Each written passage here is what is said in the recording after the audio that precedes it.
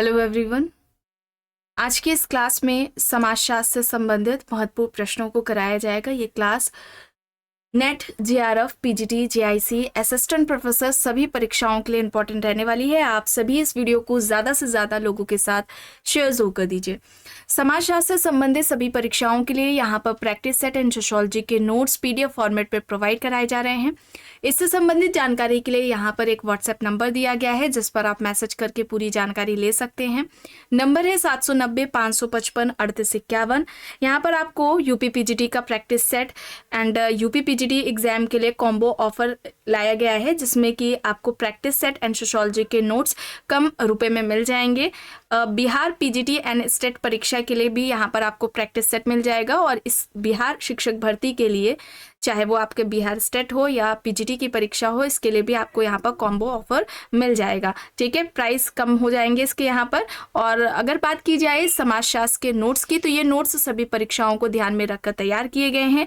सभी परीक्षाओं के लिए ये नोट्स उपयोगी हैं।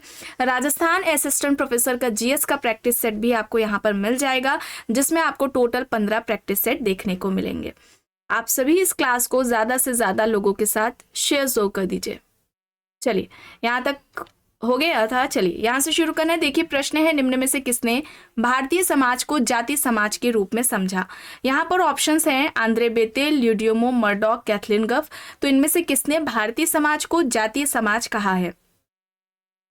यहाँ पर सही होगा, सही विकल्प होगा यहाँ पर ल्यूडियोमो। ठीक है, ल्यूडियोमो होगा, यहाँ पर विकल्प बी होगा। ठीक है, भारतीय समाज में परिवर्तन हो रहा है लेकिन भारतीय समाज का परिवर्तन नहीं हो रहा है। ड्यूमो का कहना था संरचना में परिवर्तन की ड्यूमो ने बात की है लेकिन संरचना का परिवर्तन नहीं हुआ है, ये कहना ड्यूमो का था। ठीक है, यहाँ पर ऑप्शन बी यहाँ पर सही हो जाएगा। प्रश्न है, भारतीय जनजातियों को पिछड़ा हिंदू किसने कहा? Herbert Risley, Hutton, GS Ghurye, Madan. यहाँ पर ऑप्शंस हैं। भारतीय जनजाति को पिछड़ा हिंदू किसने कहा है? तो यहाँ पर घुरिये होंगे। ठीक है, जीएस घुरिये होंगे। ऑप्शन बी यहाँ पर राइट आंसर हो जाएगा। जीएस घुरिये ने जनजातियों की समस्याओं को दूर करने के लिए आत्मसात की नीति की बात की थी। प्रश्न है, किसने यह विचार प्रस्तुत किया कि समिति समुदाय नहीं है बल्कि समुदाय के अंदर ही एक संगठन है? मैकेवर, मैक्सवेल, ऑगबर्न, दुर्कीम। यहाँ पर ऑप्शंस हैं। समिति समुदाय नहीं है बल्कि समुदाय के अंदर एक संगठन है, ये किसके द्वारा बात कही गई है?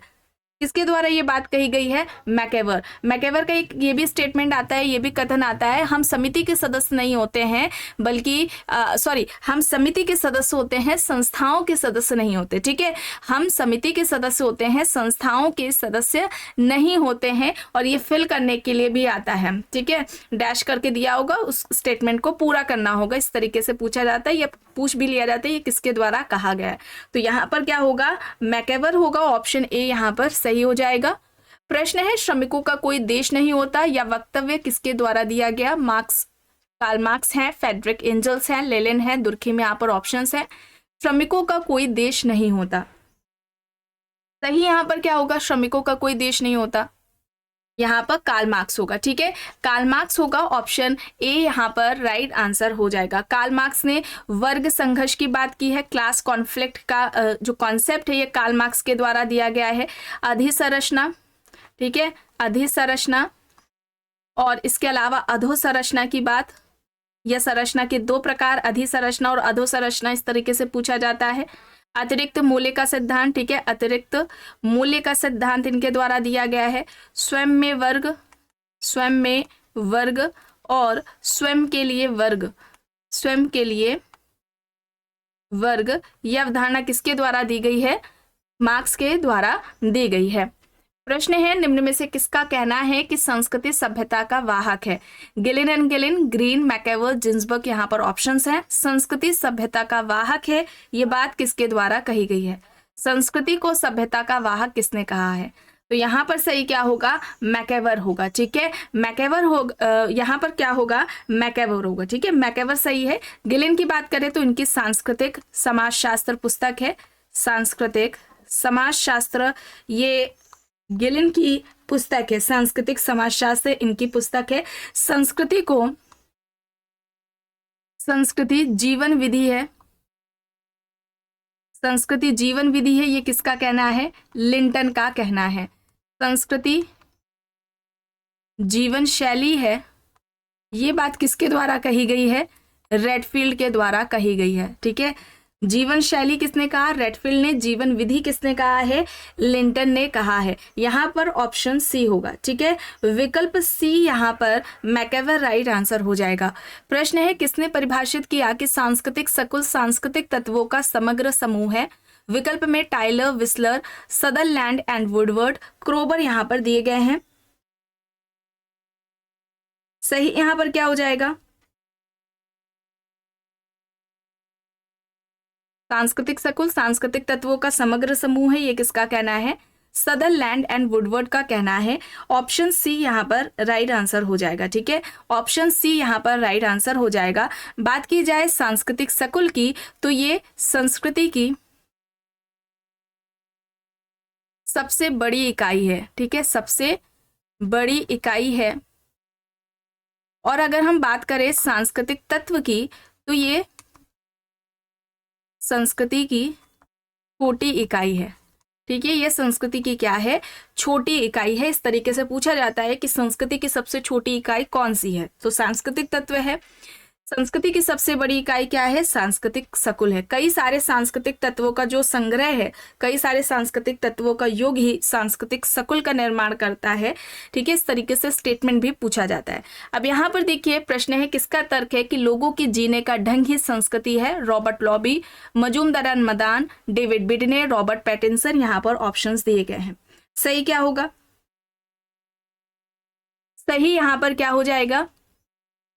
संस्कृति क्या है? इसकी विशेषताओं की बात करें, हम संस्कृति की विशेषताओं की बात करें तो संस्कृति सीखी जाती है। संस्कृति सीखी जाती है, पीढ़ी दर पीढ़ी हस्तांतरित होती है। पीढ़ी दर पीढ़ी ये हस्तांतरित होती है संस्कृति। ठीक है, पीढ़ी दर पीढ़ी हस्तांतरित होती है। मानव आवश्यकता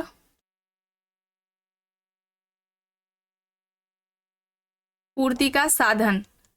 ठीक है, मानव आवश्यकता पूर्ति का साधन है। ये किसने कहा था? मेलानोव्स्की ने कहा था। ठीक है, व्यक्तित्व निर्माण में महत्वपूर्ण है, ये सहायक है व्यक्तित्व के निर्माण में।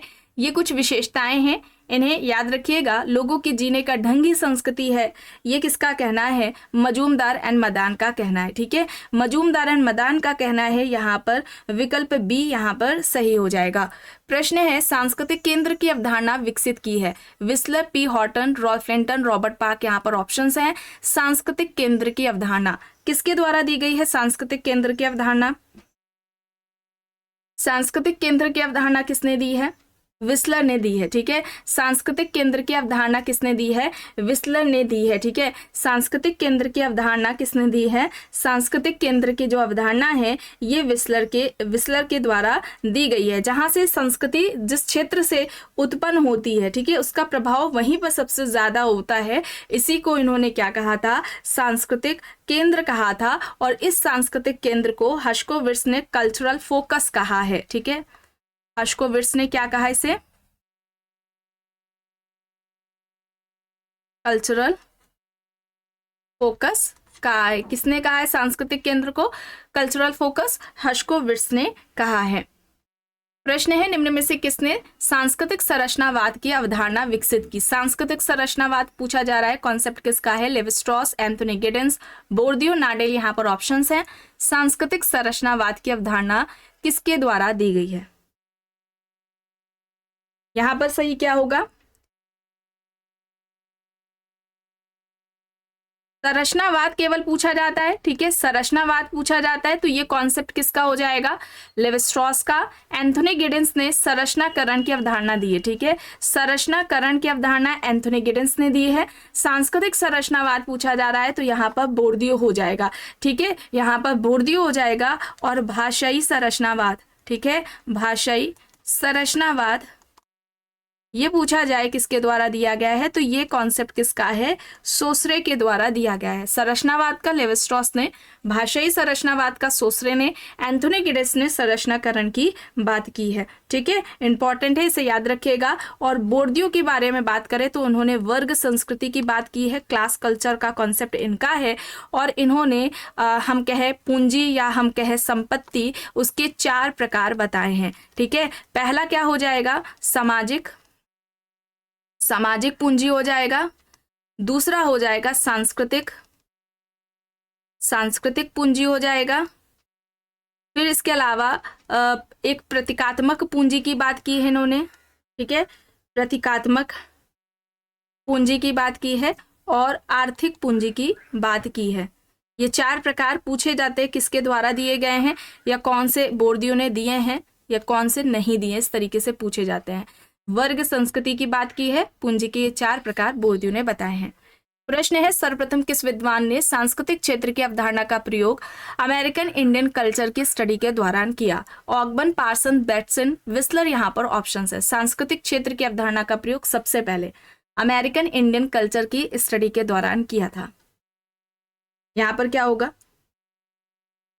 यहाँ पर विस्लर होगा। ठीक है, और विस्लर ने 9 सांस्कृतिक केंद्र की बात की थी। ठीक है, विस्लर ने 9 सांस्कृतिक केंद्र की बात की थी। ये इस तरीके से पूछा जाता है। हर्शकोविट्स ने सांस्कृतिक केंद्र कितने बताए थे, 15। हर्शकोविट्स ने सांस्कृतिक केंद्र कितने बताए हैं, 15 बताए हैं। किसने बताए, ये हर्शकोविट्स ने। और ये विस्लर ने बताए हैं 9। ठीक है, इसे याद रखिएगा। प्रश्न है, संस्कृति को बिना किसी दूसरी संस्कृति के मूल्यों के संदर्भ के उसकी स्वयं की विशेषताओं के आधार पर समझा जाना चाहिए और उसका मूल्यांकन किया जाना चाहिए। इसे कहते हैं, ऑप्शंस है सांस्कृतिक प्राधान्य, सांस्कृतिक सापेक्षवाद, सांस्कृतिक बहुल्यवाद और सांस्कृतिक विशिष्टता। बताइए यहाँ पर सही क्या हो जाएगा, यहाँ पर राइट आंसर क्या होगा? यहाँ पर सांस्कृतिक सापेक्षवाद होगा। और सांस्कृतिक सापेक्षवाद की ये जो अवधारणा है, ये फ्रेंच बोआस के द्वारा दी गई है। ठीक है, फ्रेंच बोआस के द्वारा ये अवधारणा दी गई है। अधिक जो कार्य है सांस्कृतिक सापेक्षवाद पर, ये किसके द्वारा किया गया है, हर्शकोविट्स के द्वारा किया गया है। और कई बार ये अवधारणा हर्शकोविट्स की मानी गई है और ऑप्शंस में भी आपको फ्रेंच बोआस ना देकर हर्शकोविट्स देखने को मिलेगा। ठीक है, तो ऐसे में आपको हर्शकोविट्स को टिक करना होगा। आगे देखते हैं, यहाँ पर पुस्तकें दी गई हैं, primitive culture, society, culture and personality, pigeon society and culture, culture and society. चलिए देखकर बताइए सही यहाँ पर क्या होगा। प्रिमिटिव कल्चर किसकी है, ये टाइलर की पुस्तक है। सोसाइटी, कल्चर एंड पर्सनैलिटी, ये किसकी हो जाएगी, सोसाइटी, कल्चर एंड पर्सनैलिटी, ये सोरोकिन की है। ठीक है, पीजन सोसाइटी एंड कल्चर, ये रॉबर्ट रेडफील्ड की हो जाएगी। कल्चर एंड सोसाइटी, ये बचती है मैरिल एंड एल्ड्रिस की। तो यहाँ पर ऑप्शन डी होगा, विकल्प डी यहाँ पर सही हो जाएगा। प्रश्न है, समाज का उच्च और निम्न सामाजिक इकाइयों के मध्य संस्तरण मूलक विभाजन कहलाता है? सामाजिक स्त्रीकरण, सामाजिक विभेदीकरण, सामाजिक असमानता प्रसार, यहाँ पर ऑप्शंस दिए गए हैं। समाज का उच्च और निम्न सामाजिक इकाइयों के मध्य संस्तरण मूलक विभाजन, इसे हम क्या कहेंगे, इसे हम सोशल स्ट्रैटिफिकेशन कहेंगे। यहाँ पर क्या होगा, यहाँ पर ऑप्शन ए हो जाएगा। ठीक है, यहाँ पर क्या होगा, ऑप्शन ए यहाँ पर स्ट्रैटिफिकेशन होगा। ठीक है, स्ट्रैटिफिकेशन यहाँ पर होगा, सोशल स्ट्रैटिफिकेशन इसे हम कहेंगे। और सोरोकिन ने कहा था कि स्तर विहीन समाज की कल्पना, स्तर विहीन समाज होना एक काल्पनिक विषय है। ठीक है, ऐसा कोई समाज नहीं है जिस समाज में स्ट्रैटिफिकेशन ना पाया जाता हो, हर समाज में हमें स्ट्रैटिफिकेशन देखने को मिलेगा। और रेमंड मूरे की परिभाषा आती है, इन्होंने स्त्रीकरण को उच्च निम्न सामाजिक इकाइयों के बीच में समाज का समानांतर विभाजन कहा था। इंपॉर्टेंट है, रेमंड मूरे ने सामाजिक स्त्रीकरण को क्या कहा था, स्त्रीकरण उच्च व निम्न सामाजिक इकाइयों का समाज का समानांतर विभाजन, इन्होंने कहा था इसे। ठीक है, समानांतर विभाजन है। ये किसने कहा है? रेमंड मूरे ने। और पार्सन्स क्या कहते हैं सामाजिक स्थिरीकरण के बारे में? इन्होंने सामाजिक व्यवस्था में बात की है। ठीक है, सामाजिक व्यवस्था में व्यक्ति का उच्च व निम्न क्रम विन्यास में विभाजन, ये इस तरीके से आता है, दोनों की परिभाषा आती है, रेमंड मूरे, पार्सन्स के दोनों की। सामाजिक व्यवस्था में पूछा जाए व्यक्तियों का उच्च निम्न क्रम विन्यास में विभाजन तो पार्सन्स है। स्त्रीकरण का उच्च व निम्न सामाजिक इकाइयों का समाज में समानांतर पूछा जाए तो वहां पर रेमंड मूरे होगा। आगे देखते हैं। प्रश्न है, निम्न में से किसने साक्षात्कार को दो भागों में विभाजित किया? औपचारिक साक्षात्कार और अनौपचारिक साक्षात्कार। विकल्प में Rivers, Monger, PV Young, Goode and Hatt यहाँ पर ऑप्शंस दिए गए हैं। गुड एंड हॉट ने साक्षात्कार को क्या कहा था? अंतर क्रिया की। ठीक है, साक्षात्कार क्या है? अंतर क्रिया की प्रक्रिया है। साक्षात्कार क्या है?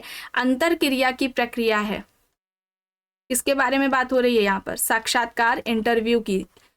यह साक्षात्कार अंतर क्रिया की प्रक्रिया है। किसने कहा? गुड एंड हॉट ने। यहाँ पर मोन्जर होगा। मोन्जर ने साक्षात्कार के दो प्रकार बताए, औपचारिक साक्षात्कार और अनौपचारिक साक्षात्कार।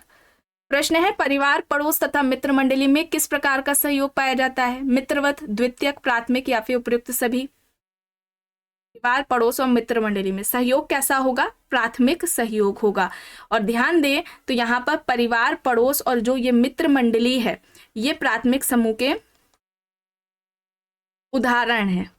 ठीक है, प्राथमिक समूह के उदाहरण है जो कि कूले के द्वारा बताया गया है। ठीक है, कूले ने प्राथमिक समूह की अवधारणा दी थी। ठीक है, किस पुस्तक में दी थी? ये बुक भी इंपॉर्टेंट है, सोशल ऑर्गेनाइजेशन। कब आती है? 1909 में आती है ये पुस्तक। आगे देखते हैं। प्रश्न है, बेरोजगारी श्रम की वह दशा है जिसमें श्रम शक्ति की पूर्ति कार्य करने के स्थानों की संख्या से अधिक होती है। किसने परिभाषित किया? Elliott and Merrill, Cole Pribram, RK. Merton, IC. Brown यहाँ पर ऑप्शंस है। बेरोजगारी श्रम की वह दशा है जिसमें श्रम शक्ति की पूर्ति कार्य करने के स्थानों की संख्या से अधिक होती है। किसने परिभाषित किया? यहाँ पर सही क्या होगा? यहाँ पर राइट आंसर कॉल प्रीबॉम होगा। ऑप्शन बी यहाँ पर सही हो जाएगा। सामाजिक संरचना एवं सामाजिक संस्थाओं के अध्ययन में सामाजिक डार्विनवाद की अवधारणा का प्रयोग किस सामाजिक दार्शनिक ने किया था? पैरेटो, अगस्टकॉम, दुर्खीम, स्पेंसर यहाँ पर ऑप्शंस है। यहाँ पर स्पेंसर हो जाएगा। हर्बर्ट स्पेंसर को सामाजिक डार्विनवाद के नाम से जाना जाता है। स्पेंसर ने सामाजिक उद्विकास का सिद्धांत दिया था। ठीक है, सामाजिक उद्विकास का सिद्धांत किसके द्वारा दिया गया है? स्पेंसर के द्वारा दिया गया है। और स्पेंसर ने सामाजिक संरचना, ठीक है, सामाजिक संरचना, सोशल स्ट्रक्चर का सबसे पहले प्रयोग भी किया था। ये इस तरीके से प्रश्न पूछा जाता है, सामाजिक उद्विकास का सिद्धांत किसके द्वारा दिया गया, सामाजिक संरचना का सबसे पहले प्रयोग किसके द्वारा किया गया है। इनकी पुस्तकों के बारे में बात करें तो फर्स्ट प्रिंसिपल्स हो जाएगी। ठीक है, और इसके अलावा एक है द स्टडी ऑफ सोशोलॉजी है, द स्टडी ऑफ सोशोलॉजी है, प्रिंसिपल्स ऑफ सोशोलॉजी है। ये सभी पुस्तक इनकी पूछी जा चुकी है। प्रिंसिपल्स ऑफ सोशोलॉजी इंपॉर्टेंट है, ये बुक्स याद रखिएगा आप। चलिए आगे चलते हैं, देखते हैं। प्रश्न है, लर्नर ने भारतीय समाज में हो रहे परिवर्तनों के लिए पश्चिमीकरण की अपेक्षा आधुनिकीकरण को अधिक पसंद किया है। निम्न कारणों में से कौन सा कारण उनमें नहीं है? पश्चिमीकरण एक संकुचित व सीमित अवधारणा है। पश्चिमीकरण केवल पश्चिम के प्रभाव का परिचायक है। यह एक स्थानीय लेबल है, इससे विदेशी संरक्षण का भाव उत्पन्न नहीं होता। तो यहाँ पर सही क्या हो जाएगा? यहाँ पर पश्चिमीकरण केवल पश्चिम के प्रभाव का परिचायक है, यहाँ पर बी होगा। ठीक है, विकल्प बी यहाँ पर सही है। प्रश्न है, सामाजिक संरचना की परिभाषा अंतःक्रियारत सामाजिक शक्तियों के जाल के रूप में किसने की? स्टीवर्ट, पार्सन्स, कॉल मैनहीम, नाडेल यहाँ पर ऑप्शंस हैं। सामाजिक संरचना की परिभाषा अंतःक्रियारत सामाजिक शक्तियों के जाल के रूप में किसने की है? तो यहाँ पर सही हो जाएगा कॉल मैनहीम। ठीक है, कॉल मैनहीम यहाँ पर राइट हो जाएगा। और इन्होंने नियंत्रण के दो प्रकार बताए थे, सामाजिक नियंत्रण के दो प्रकार बताए थे, प्रत्यक्ष नियंत्रण प्रत्यक्ष सामाजिक नियंत्रण और दूसरा हो जाएगा अप्रत्यक्ष सामाजिक नियंत्रण। ये दो प्रकार कॉल मैनहिम के द्वारा बताए गए हैं। प्रश्न है धनुष और तीर धर्म क्रिया अभी भी इनमें चालू है। यहाँ पर जनजातियां दी गई हैं टोडा, कुड़बी, जेनुकुरबा, कादर। धनुष और तीर धर्म क्रिया अभी भी हमें इनमें से किस जनजाति में देखने को मिलती है? टोडा जनजाति। और टोडा जनजाति पर अध्ययन किसका है? रिवर्स कर रहा है। प्रश्न है किसी को भविष्य की भूमिका के लिए तैयार करना ही है। ऑप्शंस है भविष्यकरण, भविष्यवाणी, पूर्वाभासी समाजीकरण, आंतरिकीकरण। तो यहाँ पर भविष्य की भूमिका के लिए तैयार करना, ये जो प्रक्रिया है ये पूर्वाभासी समाजीकरण कहलाती है। यह अवधारणा किसकी है? मर्टन की है। प्रश्न है श्वेतवसन अपराध की अवधारणा को किसने दिया? Cohen, Sutherland, Merton, H.E. Burns यहाँ पर है। श्वेतवसन अपराध की अवधारणा किसने दी है? बताइए। सदरलैंड ने। आधुनिक अपराध शास्त्र के जनक हैं सदरलैंड।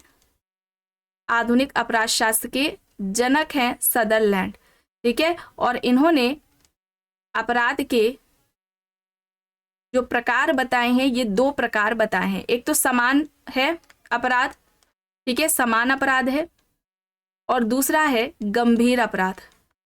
समान अपराध है और दूसरा क्या हो जाएगा? गंभीर अपराध हो जाएगा। और इन्होंने सदरलैंड ने अपराध संगति व सीख का परिणाम है। याद रखिएगा, अपराध को संगति व सीख का परिणाम किसने कहा है? सदरलैंड ने कहा है।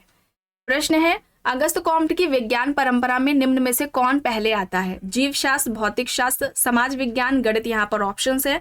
अगस्त कॉम्ट ने विज्ञान का वर्गीकरण दिया था, ठीक है। विज्ञान का वर्गीकरण किसके द्वारा दिया गया है? अगस्त कॉम्ट के द्वारा दिया गया है।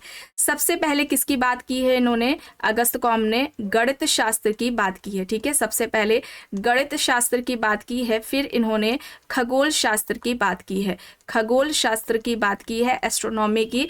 फिर इसके बाद इन्होंने भौतिक शास्त्र की बात की है, भौतिक शास्त्र। इसके बाद आता है रसायन शास्त्र, फिर आएगा जीव विज्ञान, बायोलॉजी,